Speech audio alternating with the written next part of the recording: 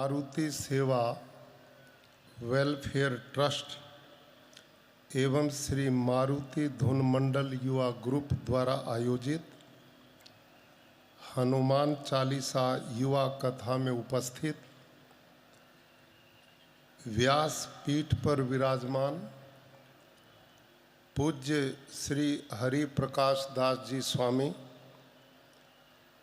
अथानावाला सारंगपुर धाम, भारत के श्रम रोजगार तथा खेल एवं युवा मंत्री आदरणीय श्री मनसुख भाई मांडविया जी,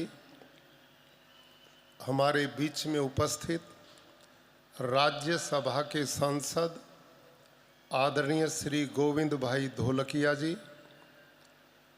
पूज्य संत श्री धर्म वल्लभ दास जी स्वामी, मान्य श्री विवेक सागर जी स्वामी, आदरणीय परम पूज्य विष्णु प्रकाश दास जी स्वामी, पूज्य श्री रामकृष्ण दास जी स्वामी और इस कार्यक्रम के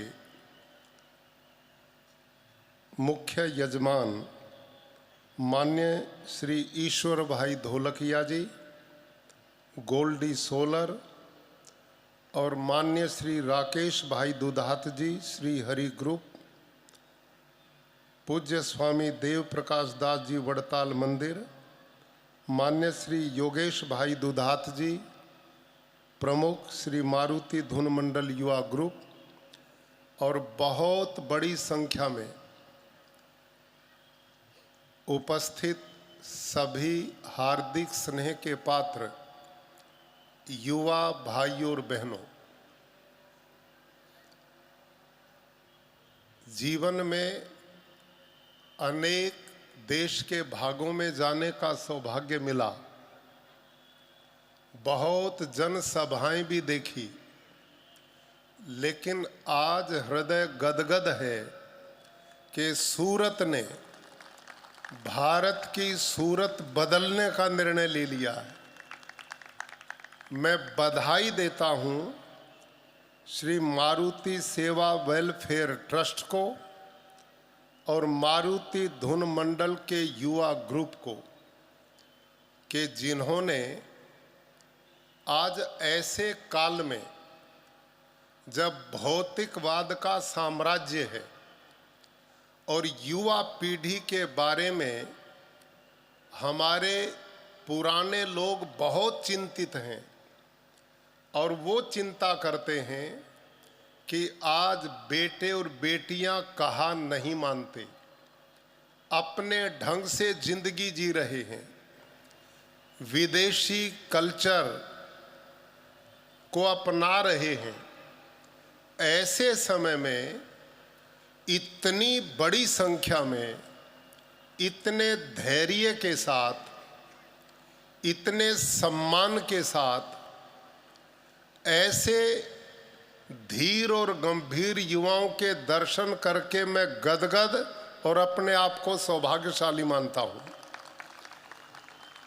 आज मैं न आता और ये स्वरूप आपका देखने का सौभाग्य न मिलता तो जो धारणाएं सब लोगों की बनी हुई हैं वैसी बनी रह जाती। मैं पूज्य स्वामी हरि प्रकाश दास जी और इन पूरे संत मंडल को भी बहुत बहुत अभिनंदन करता हूं कि जिन्होंने अपना संपूर्ण जीवन आने वाली पीढ़ियों, मानवता के कल्याण के लिए समर्पित किया हुआ है। ये संत निस्संदेह हमारे प्रेरणा स्रोत हैं, मार्गदर्शक हैं और हमें सन्मार्ग पर ले जाने के लिए रात दिन प्रयासरत हैं। आश्चर्यचकित मैं इस बात के लिए हूं कि इतने युवाओं को, बहन और बेटी और युवाओं को इतने लंबे काल की कथा में जोड़ने का कार्य कितने परिश्रम से किया गया होगा, कितना बड़ा संपर्क स्थापित किया होगा, कितने लोगों से आत्मीय भाव से जुड़ने का काम किया होगा, इसके लिए आयोजक मंडल को मैं पुनः अभिनंदन और साधुवाद देता हूं।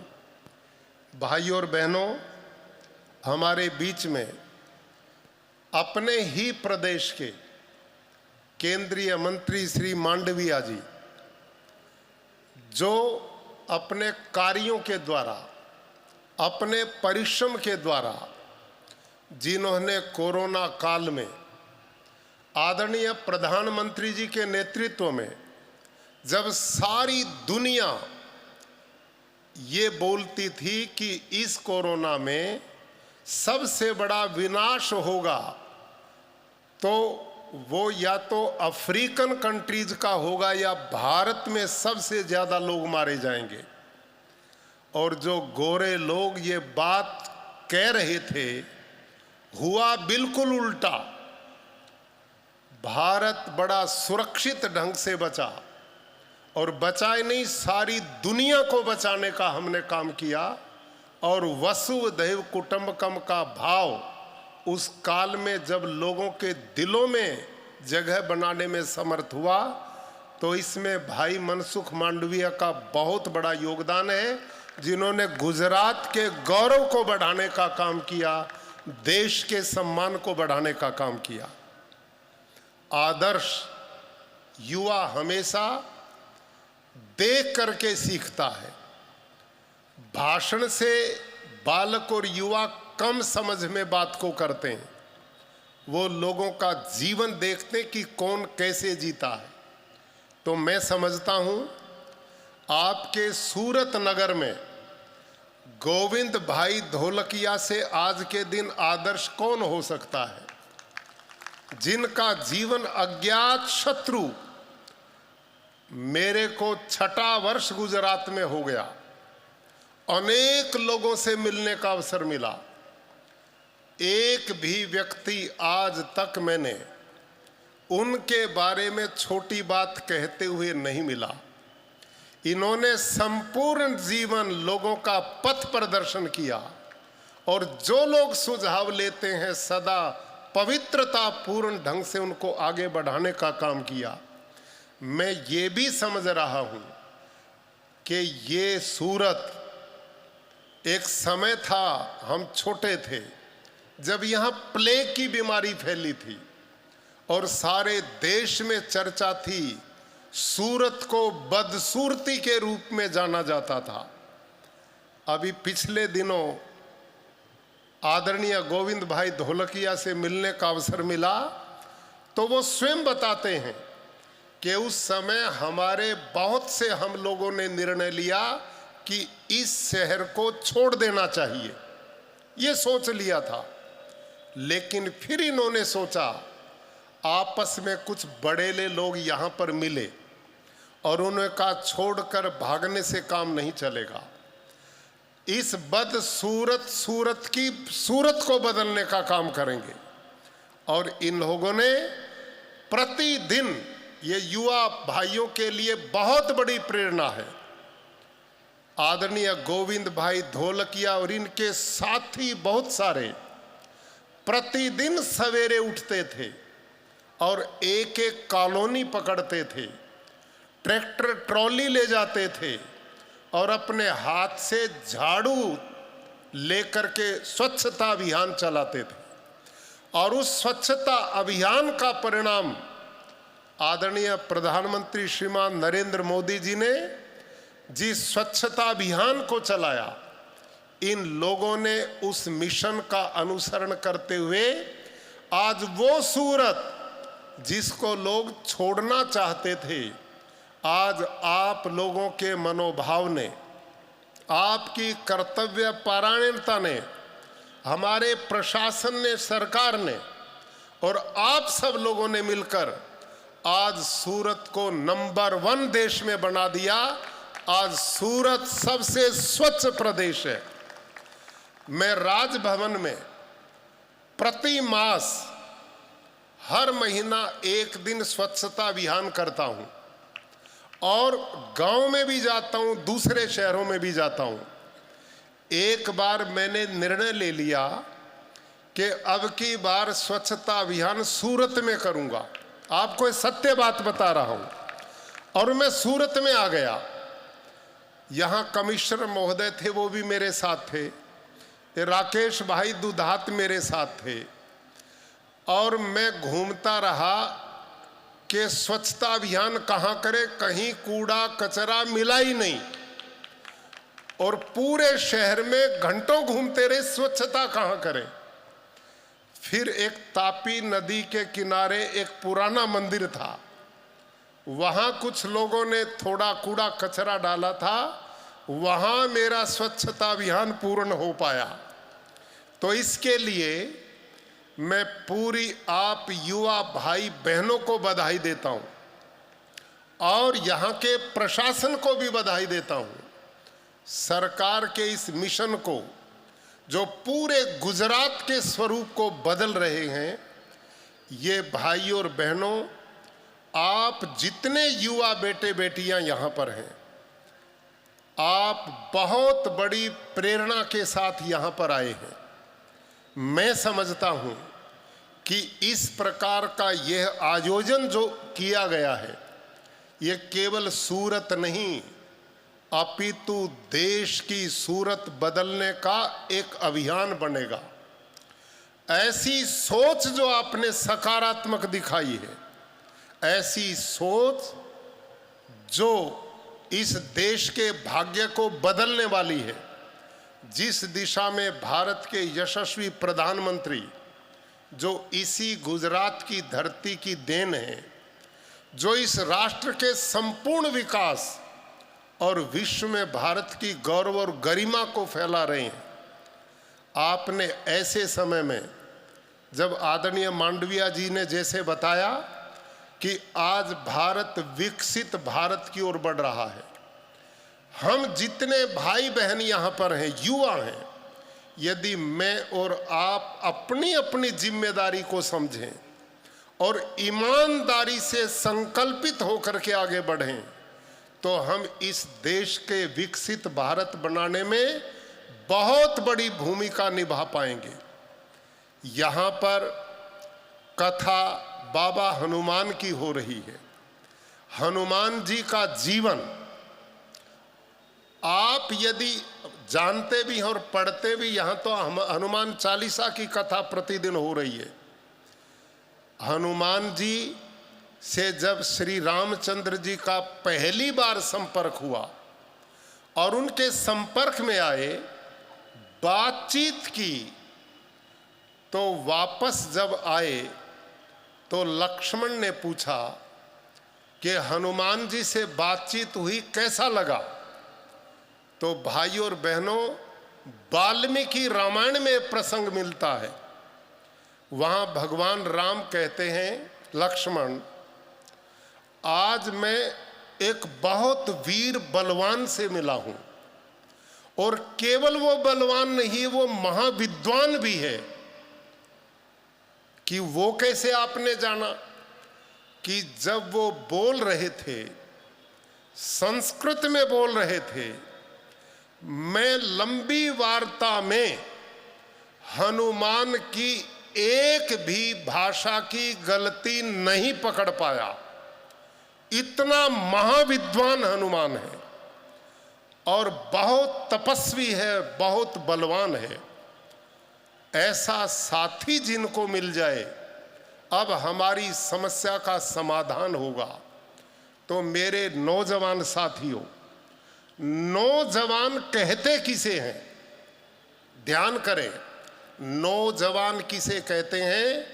कि जो जिम्मेदार है, अपने आप में परिपूर्ण है, जिसको किसी अन्य की सहाय की जरूरत नहीं है, ऐसे को नौजवान कहते हैं।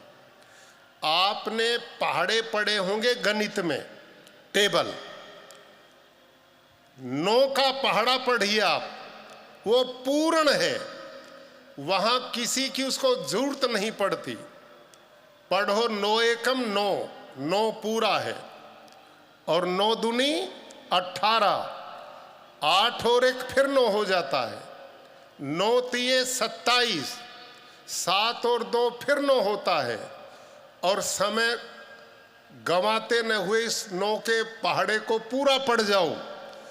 पूर्ण का पूर्ण होता है, अन्य किसी भी अंक की इसको सहायता नहीं है। तो नौजवान वो है कि जिसका जीवन एक बोलती हुई तस्वीर हो, जो इतना जिम्मेदार हो जैसे भगवान राम है। हम उनकी कथा सुनते और पढ़ते भी हैं, आदर्श भी मानते हैं, लेकिन ऐसे समय पर हम चिंतन करें, राम युवा थे, कितनी जिम्मेदार थे। पति हैं तो एक आदर्श पति के रूप में है, बेटे हैं तो आदर्श बेटा है, भाई है तो आदर्श भाई है, और प्रजा पालक राजा के रूप में तो आदर्श राजा है। राम का पूरा जीवन मर्यादा से बंधा हुआ है। राम का जीवन आदर्शों से जुड़ा हुआ है। भाई और बहनों, वो राज परिवार के बेटे थे। चाहते तो वो अपने पिता के आदेश का उल्लंघन कर सकते थे, और उनके पिता ने पुत्र मोह में फंस करके राम को बोला था, अहम राघव कैकेया वरदाने न मोहिता अयोध्यायाम त्वमेवाद्य भर राज निग्रह्य माम। ओ बेटे राम, मैं तुझे जंगल में नहीं भेज सकता। बहुत लंबी साधना के बाद बुढ़ापे में तुम मुझे मिले हो, और मैं चाहता हूं मेरी बूढ़ी आंखें तुम्हारे को राज गद्दी पर बैठा देखें। तुम जंगल में मत जाओ। तुम एक काम करो, तुम्हारी मां कैकेयी के वरदान में मैं फंसा हूं, तुम नहीं फंसे हो। तुम एक काम करो, मेरे को जेल में बंद कर दो और स्वयं अयोध्या की गद्दी पर बैठ जाओ।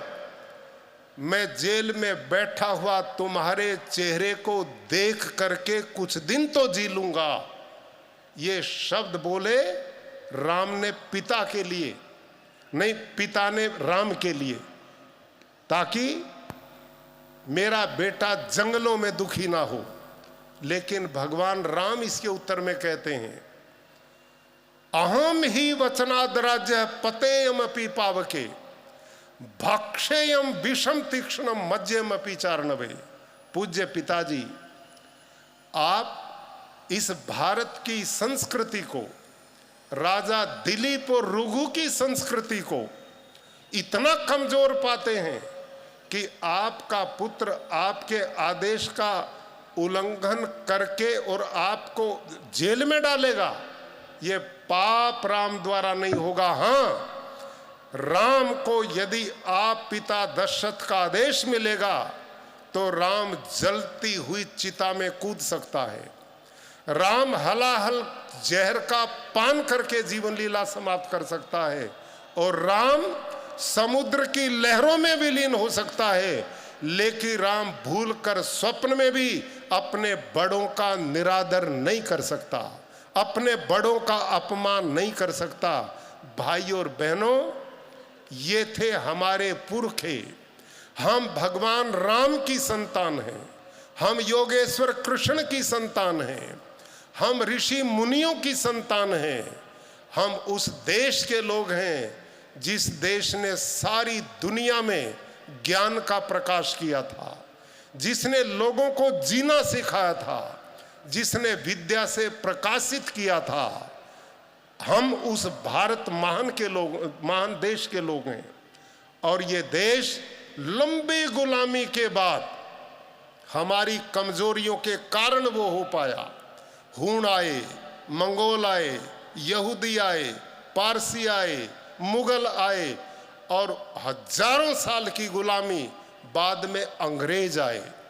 ये हमारी कमजोरियां थी। हम जिम्मेदार नहीं रह गए थे, अपने मजबूत कंधों के ऊपर राष्ट्र की विस्तार नहीं कर पा रहे थे। लेकिन आज पुनः भारत अंगड़ाई ले रहा है, और वही पुनर्भारत का भविष्य उदय हो रहा है। आप सब युवा आज इस महान कार्यक्रम में, इस कथा में एक संकल्पित होकर के, एक प्रेरणा लेकर के, इस सोच के साथ हम जाएं कि आज युवा पीढ़ी जिस नशे की ओर पड़ रही है, यूरोपीय कल्चर की ओर भाग रही है, अपनी विरासत के प्रति सम्मान का भाव नहीं है, आप लोगों ने इस कार्यक्रम को करके आने वाली पीढ़ियों के लिए इतनी बड़ी प्रेरणा दी है। इसके लिए मैं आप सबको बहुत बहुत बधाई देता हूं, बहुत बहुत अभिनंदन करता हूं और इस आयोजकों के लिए बहुत आपके लिए प्रेरणा देता हूं। धन्यवाद।